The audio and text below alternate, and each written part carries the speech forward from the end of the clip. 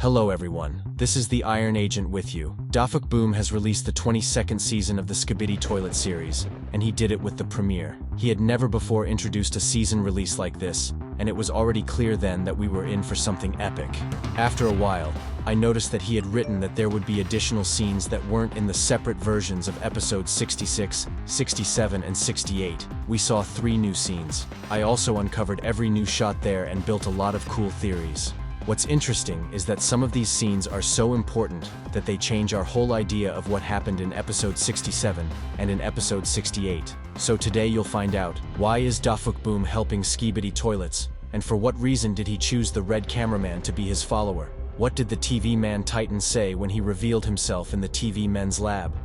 And most importantly, where did the scientist escape to, and what happens in the next 69 episode?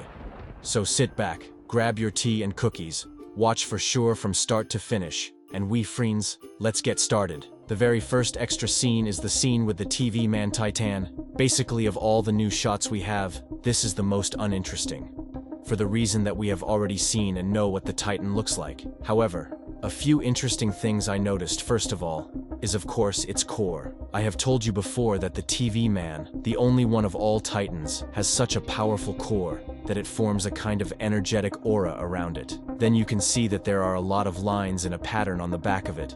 And at first, I assumed that it was just the light falling from the windows. But these patterns appear after the TV man rises from his knees. And also, these patterns are not chaotic, which means that they are artificially created. Most likely, this is some hidden ability of his that we don't know anything about yet. I mean, you can see here that the white light is coming from the back of his head. Sort of like a projector, but that's not important. What's important is what he's saying. And he says the same thing that he says at the end of episode 66, only with the difference that we didn't see him then, but only heard him. He says, "If you remember, it's mine," implying the scientist and the fact that he will kill him, as we saw him a little earlier in the same episode. The next scene is the most interesting in my opinion, and it confirms our theory that there was a red cameraman next to Dafuk. However, in addition to getting the door opening devices from him, he also tells him, "You know what to do." Agree that this is not a phrase he would give to an agent he doesn't know. If the red cameraman, according to Dafuk, knows what to do, that means he has had contact with Dafuk Boom before, and most likely more than once. At the very least, you can think back to episode 65, and even then he was already somehow special. After all, a Skibidi policeman carrying a spear for a shot did not shoot. We can go even earlier and remember that this character has been on the show from the beginning. So Red and Dafuk had been planning the invasion of the lab for a long time, and that's why he said he knew what to do. I also used to think that Dafuk teleported him outside the gate, which is why he was there so early. But given that Dafuk teleported without him, that means that this remote can open the main gate as well. So where did Dafuk Boom teleport to? The answer lies on the surface, friends. He first appeared behind the rock from here for observation, and after that he teleported to the laboratory here to hack into the cameras of the toilets and give access to the red cameraman, so that he could track and understand where the scientist is with his tablet. But you logically ask, how did I know Dafuk was here, and it wasn't the glow from the monitors? I'll explain. Let's pay attention to the top right inscription.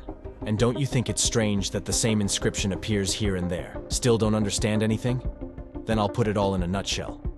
Let me remind you that the inscription recording error appeared at the plunger before the siren Skibidi Toilets. And in the case of the red cameraman, there wasn't even a Skibidi nearby. This means that it is Dafuk Boom that causes this error. Also, this fact is confirmed by the characteristic green interference that the plunger appeared at that moment. But here's the interesting thing. Did the toilets not see Dafuk before? And if they did, why didn't they turn on the siren then? Most likely, it's because the toilets don't normally see him, but only the cameramen see him. And they have a special wire that prohibits them from filming it. That's why in the case of the plunger we didn't see Dafuk, and only noticed the green glow of the teleport. What if the plunger actually saw Dafuk Boom, but due to a recording error, he was unable to broadcast it on the TV we're watching all this through? So this error only affects the recording. The cameramen themselves can see him, as in the case of the cameraman here. Maybe Dafuk is hiding from the TV crew, and he trusts the cameramen. But what is the reason for this is already a separate question. If you are interested in this topic, then be sure to subscribe to the channel and give a like to this video. That way I will realize that you would be interested in seeing a video about it. The third scene we saw was the scene in the Skibidi Toilet lab, and it's a direct continuation of the end of episode 67. In it, we see the red cameraman stop the entire squad and show his clipboard, in which we can notice the number 1055. We will not talk about this number in this video, as it would take a long time. So let's go straight to what we see on the tablet itself. The first corridor that we see is the corridor that the scientist went to, and the second is an empty corridor, where the red cameraman recommended the squad to go. We didn't see these guys with mini lasers in the second part of episode 68, and we also clearly saw that the scientist flew to the left side and not to the right, where red shows with his finger. That is, in fact, he saved the squad, because if they had gone after the scientist, as planned, these guys with lasers, most likely, could have killed the whole team without a chance or crippled it badly. And considering that the red cameraman has access to other chambers, maybe through this elevator, and he found another, safer way to the scientist, which is where he's leading everyone. So most likely in episode 69, we'll move to the Titans once again and see what's going on outside. And in episode 70, the agents will find the scientist through these corridors in the basement, and in the same episode there will be a meeting with him.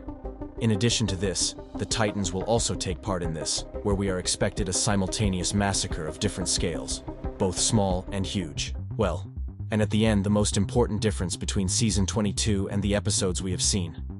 I am, of course, talking about the middle finger at this point. That middle finger we saw, by the way, in the shorts version of part 2 of episode 68.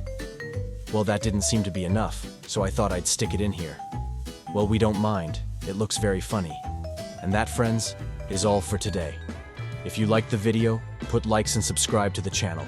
Good luck to everyone, and goodbye.